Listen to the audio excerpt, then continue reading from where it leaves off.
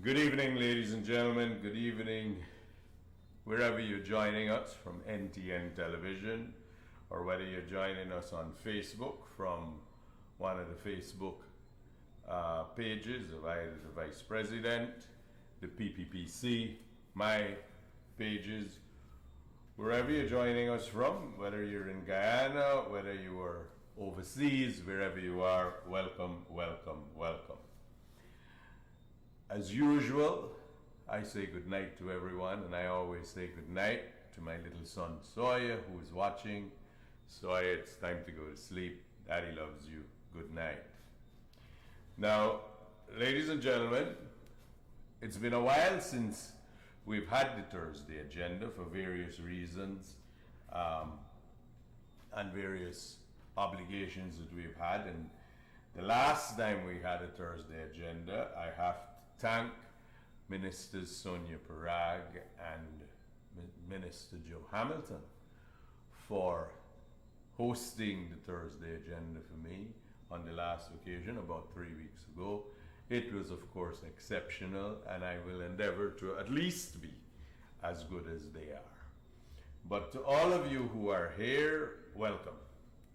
Now, there are a number of issues that we that have happened since, and there's some specific matters that I would like to deal with and address, largely because they have been what has been going on. Now, while we wait for a minute and get ourselves together, I'd like to ask all of you who are watching us from wherever you're watching us, share the link to like-minded people who might be interested. We're going to deal with some of the court decisions that have been very topical of recent, and we're going to deal with some of the issues that are arising that we have to address as a nation and as members of the public and public officials, indeed. So for all those of you who would, they would be persons that might be interested, I ask and encourage you to share the link, share it to your friends and persons who are like-minded so that they may join us. So if we could just deal with the two court matters. So there were two court matters. There are two court matters that have attracted a lot of attention. Both matters are of great significance to the Guyanese public, to public officials, and to the average man in the street. So the two decisions that we're talking about, there was a decision in the magistrate's court relating to criminal charges against Mr. Jordan, the former Minister of Finance. And there was, of course, proceedings brought by two persons against the Environmental Protection Agency and ESSO in the decision of Justice Sandal Kisoon. Now, I don't propose to deal frontally as if it were legal arguments with either of those matters. But the spin-off of what has been happening and the matters which have arisen since in what people are saying is worthy of comment, worthy of note, and I will do my best to assist you to navigate those matters. Now, the easy part on most things goes by if we would look at a little bit of the overview first, and then we will get to the nitty-gritty. I don't propose at all to embark upon legal arguments as to the substance of these matters. Those are really suited for a court. But there's much comment being made in the public domain, and organizations are making comment about what persons are saying. And it is important that we put these things in perspective. Public comment on matters on matters of public interest are always useful as long as those public comments are within the confines and they are respectful. So that is an easy starting point. But if we are to look at not only what transpired over the past week, but we are to look to history. Guyana has had, because of the election fiasco, because of the issues that related to the elections, we have had, our courts have been involved, and the members of the public are very well aware of how the courts work. They have opinions on judges the same way lawyers do. They have opinions about which judges they perceive to be good, which ones they perceive to be bad, which ones they like, which ones they don't like. And nearly every judge in this country is known to the public. And a lot of that has to do with our election cases, which in 2020 there were several. 2019 there were quite a few. Matters went, they were televised, they were on the radio, they were on television. So we understand the process, we understand the appellate process, and I would dare say that the Guyanese public is very knowledgeable as it relates to many legal things. But let's start at the beginning. So what happened in the Jordan matter is he was charged with an offense at common law known as misconduct in public office. Now, I wouldn't get into the particulars. It relates to a land transaction, but those are matters better. But I want you to understand when I say an offense at common law. Now, at common law, there are several offenses that exist in Guyana, as opposed to statute law. So, Guyana is a Commonwealth country, and we have inherited a legal system, the British legal system. They were our colonial masters. We still have their system of laws in Guyana. So usually, criminal offenses would be in what is called the Criminal Law Offences Act. That's the main one in Guyana. And they are summary offenses, which are the lesser, and they're indictable offenses, which are the more serious, like murder, kidnapping, rape. Summary offenses would be like threatening language, common assault, public nuisance, things like that. The minor traffic offenses, they would all usually be summary. So that's the structure, but we would have written into the law that if you do X, it shall be an offense under the law and carry a fine.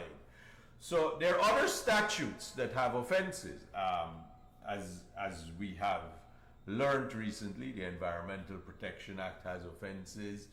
There are various other institutions, public bodies where offenses are created.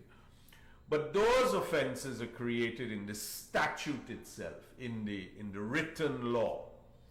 Now we have a provision in our law that says the offenses at common law that existed when we became independent and remain at common law are also offenses here. They are recognized. So we in Guyana, by our legal system, we recognize common law offenses.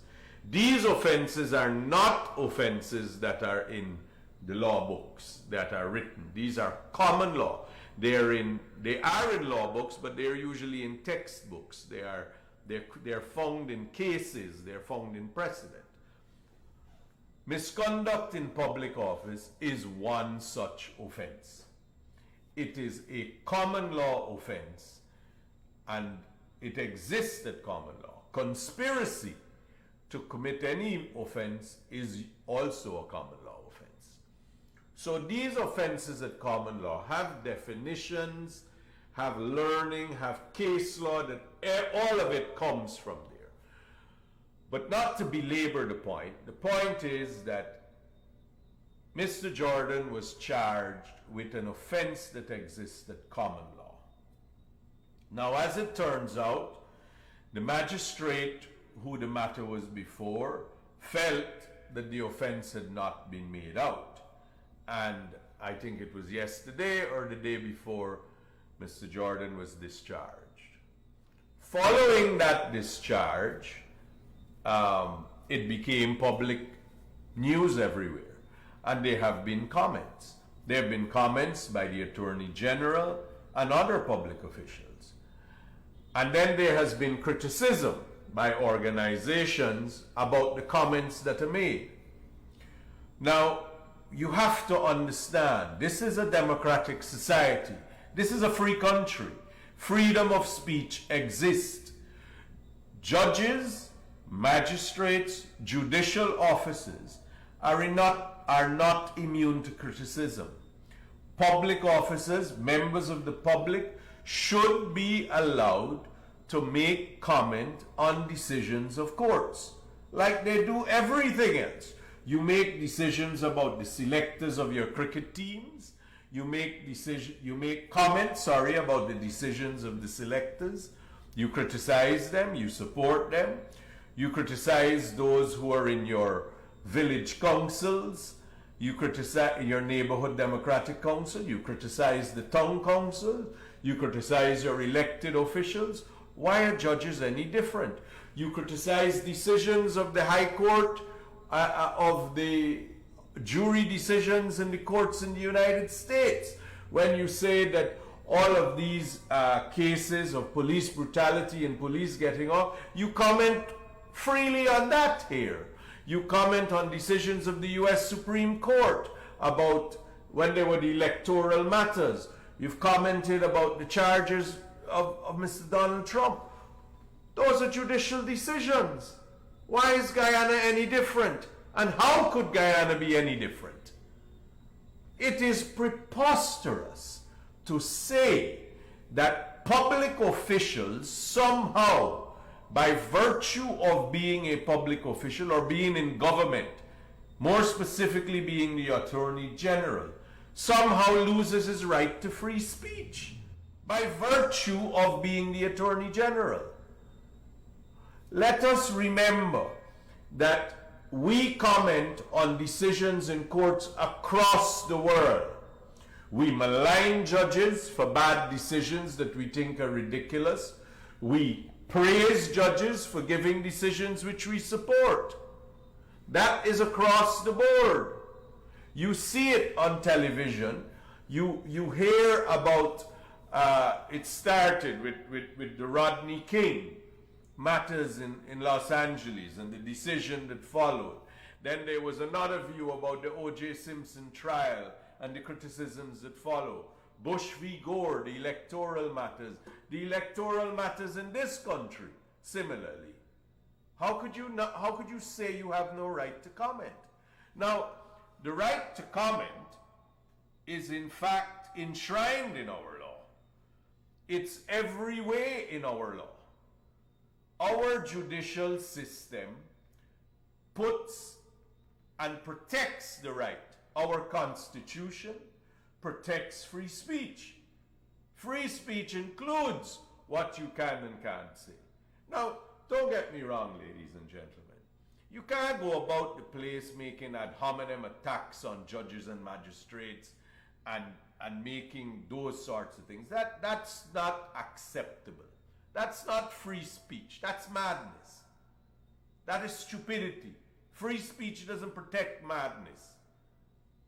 But you could comment about the decision. You could say, I agree, I don't agree. I think it's a poor decision. I think it's a decision that I don't like. And these are the reasons. But you can't have ad hominem personalizing your attack on people. That's not right. But that is an area that I don't want to be mistaken about.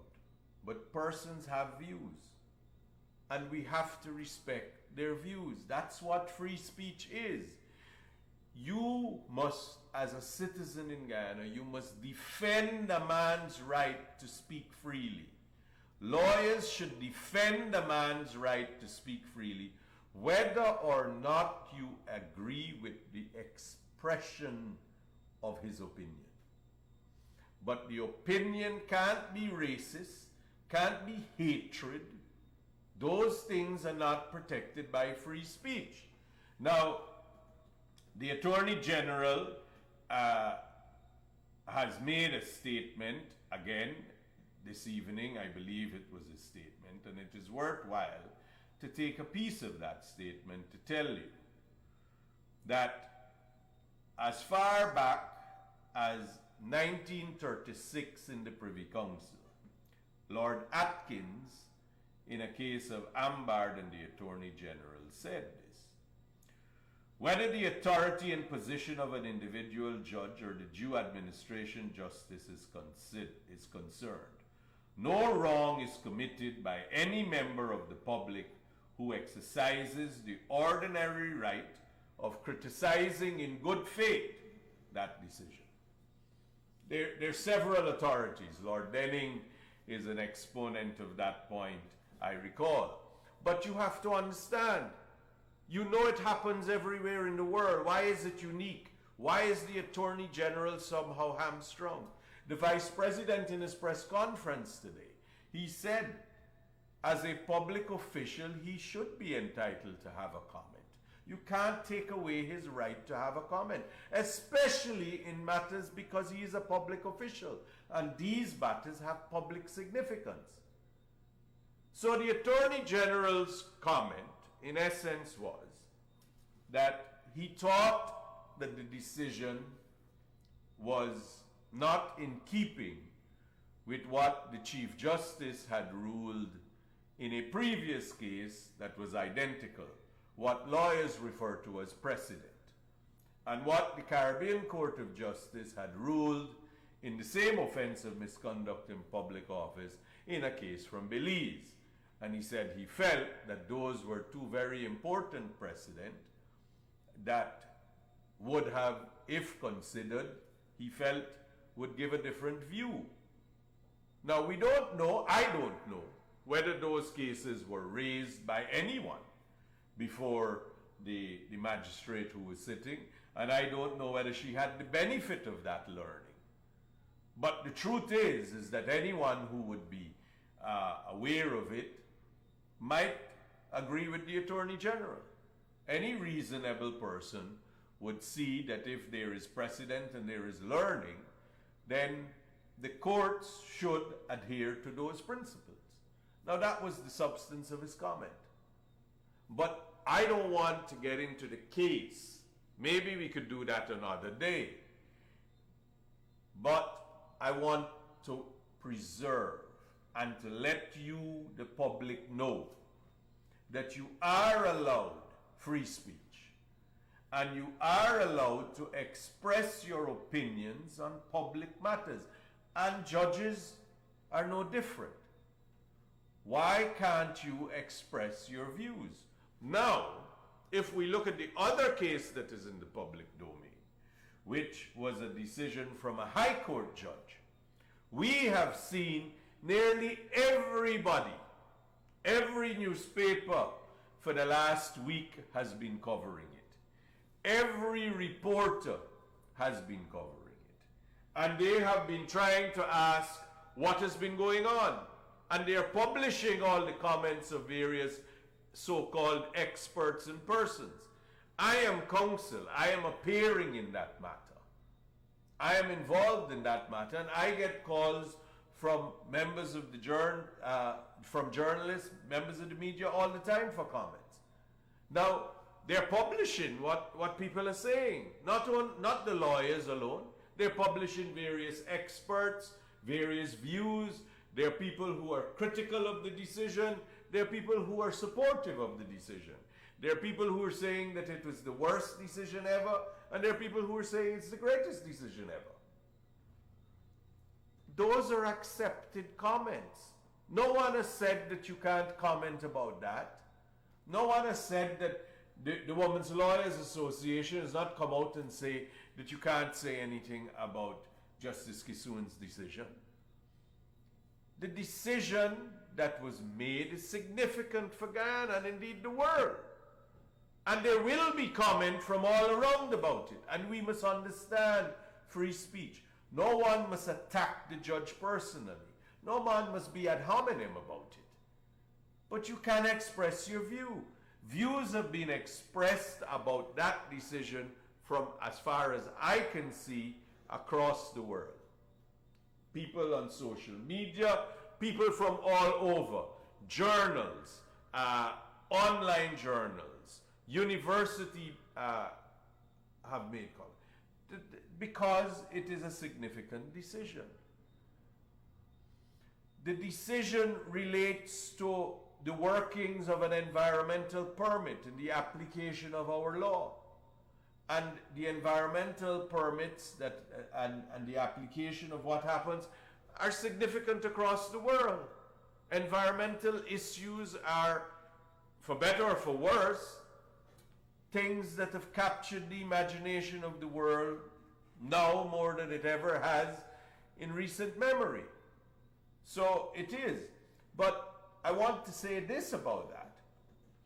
We cannot have, and we should not have, anyone dictating to Guyana what Guyana should do. We shouldn't have external persons trying to tell us what we should do. Our resources are our resources. Now, Guyana is an environmentally safe place. We have been preserving our forests. We still have more than 90% of our standing forests.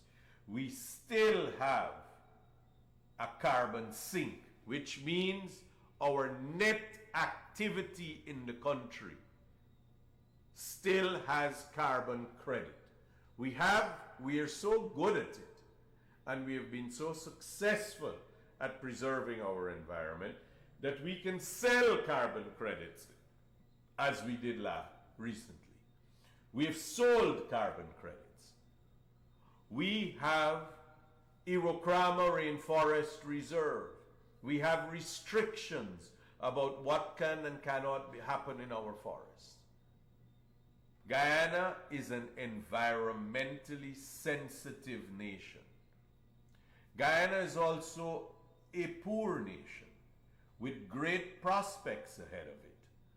And a big part of that is the petroleum finds off our coast. It promises the opportunity to the nation to lift us from being a poor country to being a country where all of our citizens are much more comfortable. Now, all of the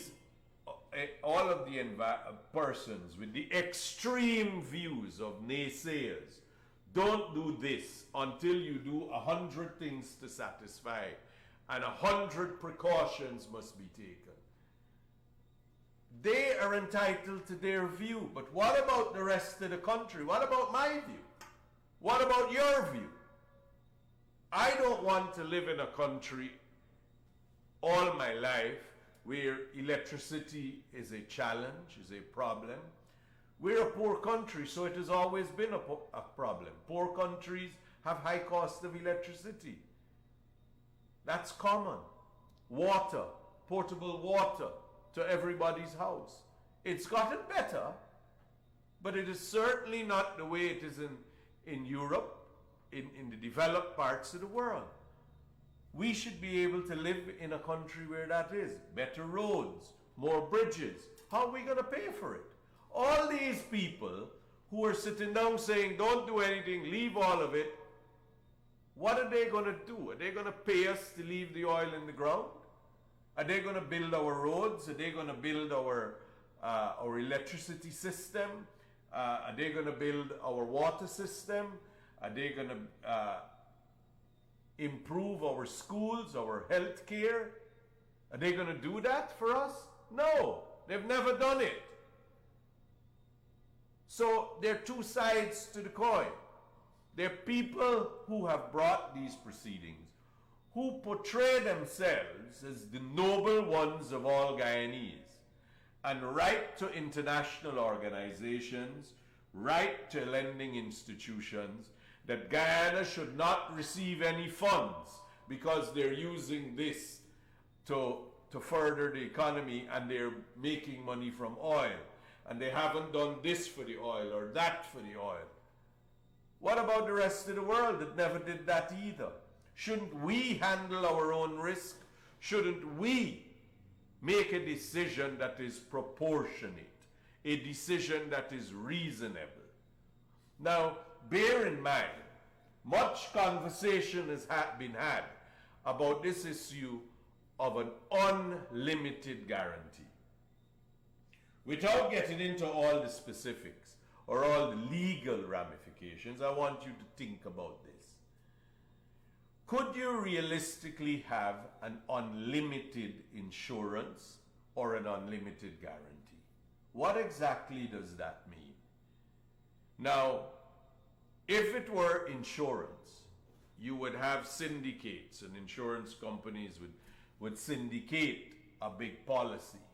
So if you had to cover $1 billion, you might have 2 companies saying, well, look, we will underwrite 500 million each. Or we might have 10 companies saying, we will underwrite 100 million each. But they got to know how much they're on the hook for.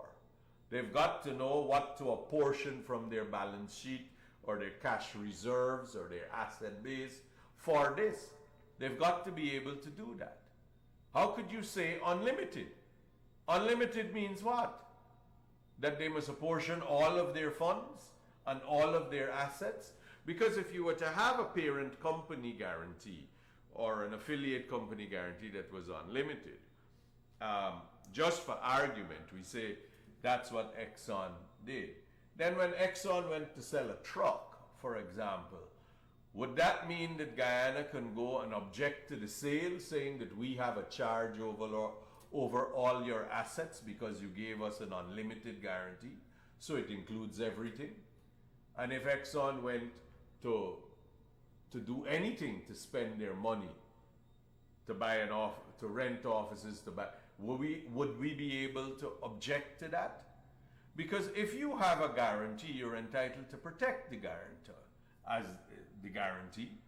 You're entitled to stop those who have guaranteed from you from whittling down their financial position so that you could know it makes it too small. But when it says, usually there'd be a specified number. So if there was a specified number, for example, then you would know, well, look, they have to keep this much in reserves that we can handle. But if it goes below, we can object. But if it is unlimited, I mean, is that what we want? Then the policies, if we all drive cars. So if you have third-party insurance, your premium might be $50,000 a year. But if you have comprehensive, which is a bigger coverage, more total coverage, your policy might be $300,000 a year. What are we going to pay for an unlimited guarantee? That would be a really big premium. Going to an overseas company, and that comes out to cost oil. So the government of Guyana would be paying for it. So these decisions, you gotta just not say things. You gotta understand what they mean. Unlimited guarantees and unlimited insurance may be difficult in real life. And then, even if it were, the cost associated, is it worth it? These things, risk must be handled proportionately. That's what we do, all of us in our everyday life. That's what we do. We have to have insurance for our properties. We have to have insurance for our cars. We choose insurance coverage for medical insurance. We choose a level of coverage that we think is proportionate to the risk we face. There is no such approach or movement towards doing things off the deep end in terms of that. So I don't want to get into the nitty-gritty of the case, but I want us to think when people keep, there are certain sections of the media that keep hammering to say that we should have this unlimited guarantee, we should do this, we should stop all of that. But in my mind, I think it's a certain group of people, and this is my view, it's a certain group of people who really want their way, and they want the entire nation to be held hostage to their way. Many of them, what they want is they want to say that you have to renegotiate the contract. And because Exxon is making so much money, they must pay all of these things. And they don't want to respect sanctity of contract. They want to say we should pressure people, the Exxon or Esso, for a better deal. Now, my question is, when you get a better deal and a better arrangement, do we forgive these level of environmental guarantees, etc., that are being sought? Is it that we relaxed it because the country will be making more money? I mean, these sorts of criticisms that you see everywhere, the main impetus has to do with the agreement. And the agreement, they say, because it's bad, we must break it. I say the agreement could have been better. The previous government were horrible at concluding that arrangement. But you can't just break an agreement. You can't just sign a legal contract and break it because you don't like it, because you want more. You sign the agreement. Your word has to mean something. The principles of law don't allow you to do that. They've been, I mean, I digress a bit into the other issues, but we've got to understand that judicial officers in this country and their decisions, and they make decisions that affect the lives and the perceptions of justice for everybody. And we're on Facebook every day commenting, and everyone is on Facebook commenting, and there is no reason why such comment should not be made. And there is nothing to stop such comment. Free speech guarantees that right.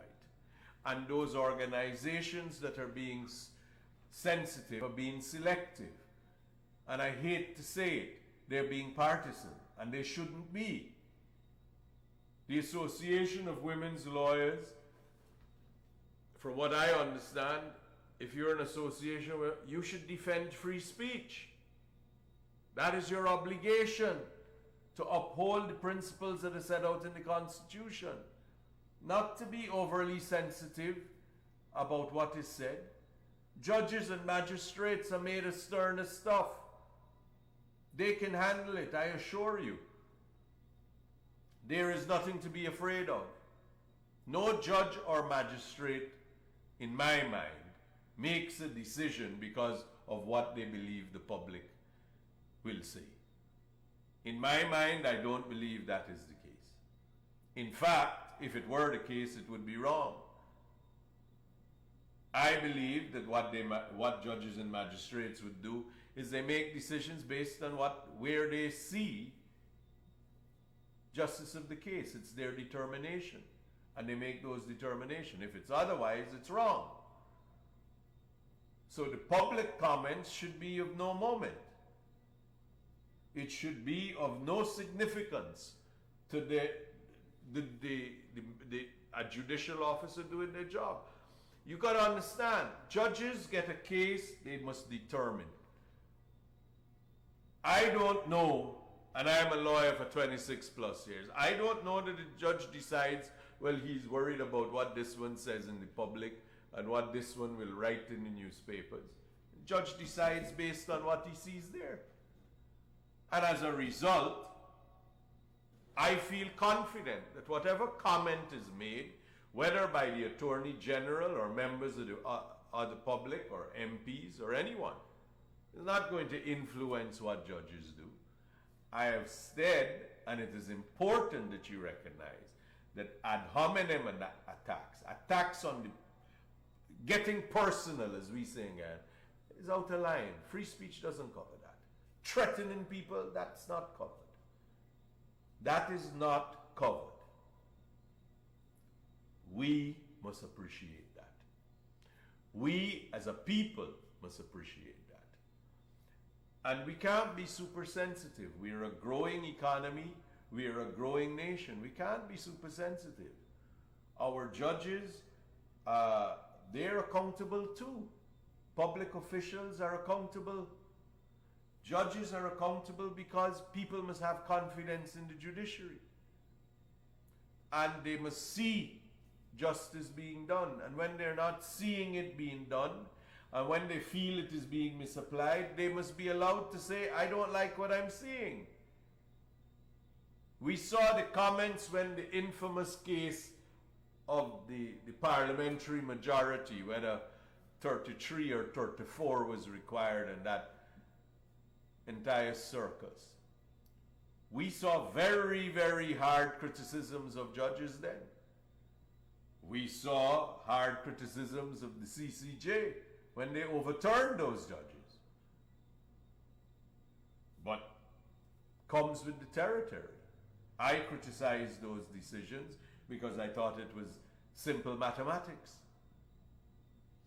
But those things happen, ladies and gentlemen. We can't have a history that this is what happens. We can't have inherited a legal system where this is recognized. We can't have a constitution that is saying free speech. And then you run in and getting super sensitive and selective about what you could comment about and what you can't comment about. Utter tosh. Utter absolute nonsense. There is no right for you to restrict the freedom of speech because you don't like what is being said. Understand that you must defend the right to free speech as long as what is said doesn't offend race, hatred, those issues are not protected. Now, we come back a little bit to what has been the climate of comments about the High Court decision and the Environmental Agency. And we hear people saying that, you know, if an oil spill happened, there will be billions of dollars to clear it up, and there would be all of these things. I just want you to understand, ladies and gentlemen, a very simple thing. I want you to understand this. For example, as is in the public domain, there is insurance coverage in the region, or approximately $600 million that has been provided per event, which means every event would be covered by that. You have to understand too that litigants, citizens of the country who suffer direct loss as a result of, God forbid, an environmental incident, they would be allowed to sue the company too. And the company would be obliged to make good all of that. So there are other things that are at play. The guarantees would really relate to one side of it only. And it doesn't matter the extent of the guarantees. It doesn't matter the extent of the insurance. The principle of the polluter pays is a known concept in law. But proportionality is also a known concept in law. Reasonableness. You must make a decision which a reasonable man in your position would make. Not an extremist. You don't pander to the two extremities. So on the one hand, you don't have zero coverage. And on the other hand, you don't have $1 trillion coverage or $10 trillion coverage. Reasonableness lies somewhere in between. Reasonable, proportional. These are the guiding principles which public agencies should be motivated by. And it is easy for us to have these grand generalizations that sensationalize the problem. But public institutions have to be guided by different things. And in relation to that matter and the coverage and the issues that relate to it and how it relate to it, those are some of the significant issues that have to be addressed. And those are some of the significant matters that you, ladies and gentlemen, ought to be aware of. And you ought to consider. Don't blindly repeat unlimited guarantees. Don't blindly say yes to it or no to it. Understand what is you're trying to achieve. Understand where you're going with it, so that you have at the back of your mind what the others are saying to you, so that you can make up your mind. So those are two matters that have taken up the public, that have captured the public imagination, and for which there has been much comment. Two cases in law, and I think you should all be guided. I hope I've done some to give you the general principles that are associated, so that you could, as members of the public, be able to deal and address with some of the things that are happening. Now, the other thing that I want to address with you is local government elections. June 12th, it's upon us. So, comrades, you know that the meetings are going to start. For those of you who can make it and are interested and are so inclined, on Saturday evening, if you are available and time permits, maybe you could come to Mocha, because there's going to be a meeting there. I will be one of the speakers there. Minister Edgell is another one of the speakers. He is in fact the lead speaker, the senior speaker. But you should come there, because local government elections are upon us. And you should be able to sit down with your report card and say to the politicians, whether they be ministers, whether they be MPs or opposition people, this is what I have seen happen. Now, if you are honest, and if you look around what has happened in Guyana in the 2 years, you will observe roads nearly everywhere, drains, highways. We're going to have the big Demerara Harbor Bridge is starting. Those are some of the things. The gas to energy project, as I understand, is well on its way. It's moving apace. I could see some things happening. I'm not very au fait. The deep water port, that is the island that is being built as a port, is well on its way and doing its job. We have hotels going up around the city. We have jobs in construction everywhere. People are making money by renting properties. People are getting passive income that way.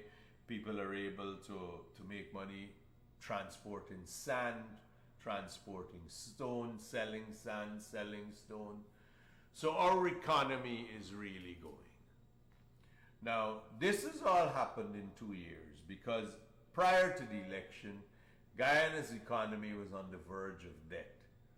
Everybody knew that it was difficult. Everybody knew that times were hard. Everybody knew business was bad. Those were the common things you see. You didn't see people walking on Regent Street.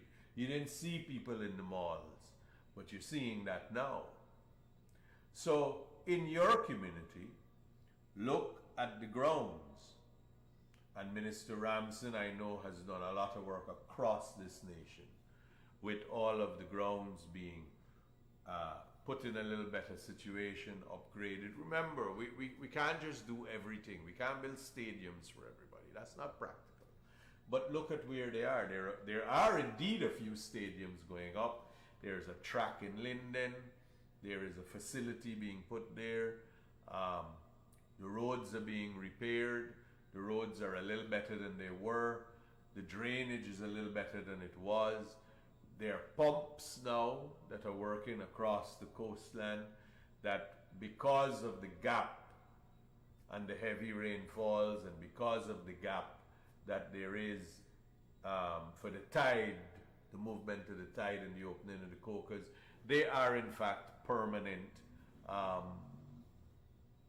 pumps that are in operation. I know in the East Bank, where I often go down in those areas, I walk around in those areas, it's better. It's not perfect, but it's getting better. It's improved, and that's all that you have to see. Is there improvement? Is it getting better with your roads? Is it getting better with your situation with your drains? These things happening. Did you get house lots? The Ministry of Housing, Ministers Colin Crowell and Suzanne have done a fantastic job with guidance of the President, the Vice President, and the help of other members of Cabinet. They have done a fantastic job of developing house lots for people. There are now much more people with homes. So remember these things versus the people who will come to you now and pontificate. And the people I mean are opposition. Let's not mince words. The people in the opposition who will come to you and pontificate. Oh, you should get a larger salary increase. Oh, you should get a bigger grant for this. Oh, you should take care of this. Why didn't they do it when they were in government? Why didn't they come up with these things? They took away the school children's grant. But now they're saying, oh, you should have more of this and more of that. They're disingenuous. They're dishonest. And you saw how they behaved from the no confidence motion when the government fell up until when they had to be literally prized out of office. You saw how they behaved. They're disingenuous. They're coming to you with lies. They're coming to you with things to fool you, to make you feel that they're on your side. But they're not. When they were in government, they raised taxes. 400 plus taxes. I mean, I'm a lawyer for 26 years. I didn't even know some of the things that they raised taxes were in fact taxes. It was preposterous. But ladies and gentlemen, we are in the election cycles now. We're going to see these things happening. We are going to see people coming. It's easy to criticize. It's difficult to do. But remember this. The PPPC didn't only criticize when we were in opposition. We've come into government and we are doing.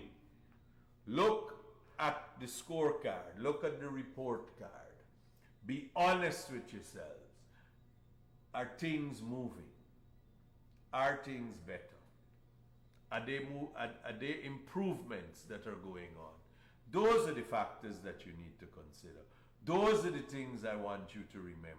And I want you to remember how many times you have seen members of the PPP, especially the cabinet, in your areas, in your village, in your town, in your street, listening to your problems and trying to fix it. Now, all of it wouldn't be fixed. Let's be realistic. But is it improving? Versus how many times did you see the others? And by that I mean the opposition members. How many times did you see them? How much the access did you have? So ladies and gentlemen, let's not forget what it is that we're up against and what we must do. I know that in some areas, people are saying that, because there's no contest. The PPPC in all 80 LAAs, all local authorities, in all 80, the PPPC is fielding a full slate.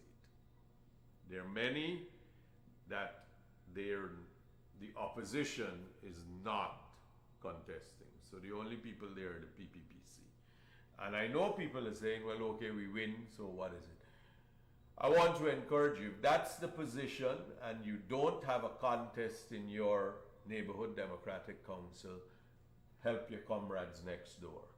Help the ones that do have a contest. help the ones that are going to an election. Assist them, assist your comrades in any way you can. Remember, this PPPC is a big tent. You heard the General Secretary say very forcefully, this is a party with space enough for everyone, every view, every race, every creed. There is welcome to everyone. So, as a result, we have to be our brother's keepers. For those of us who are in areas that there are no contests, assist the others. And start doing it in earnest. Get and encourage your comrades, your families, your friends. Encourage them to come out and vote on election day. I know the usual thing is this is just regional elections, local government, it's not important. But don't have that approach. Come out and vote. Come out and let people know who you support. Encourage everyone to come out on June 12th and vote. So, ladies and gentlemen, thank you. I know I haven't been here the past couple of weeks, and I'm sorry for that. It was unavoidable. But thank you for joining me this evening. We are going to be back next week, Thursday. We are going to be on next week, Thursday, and we will try to keep it going every week thereafter. Thank you for joining me from wherever you are. Be safe, be kind, and may your God be with you. Good night.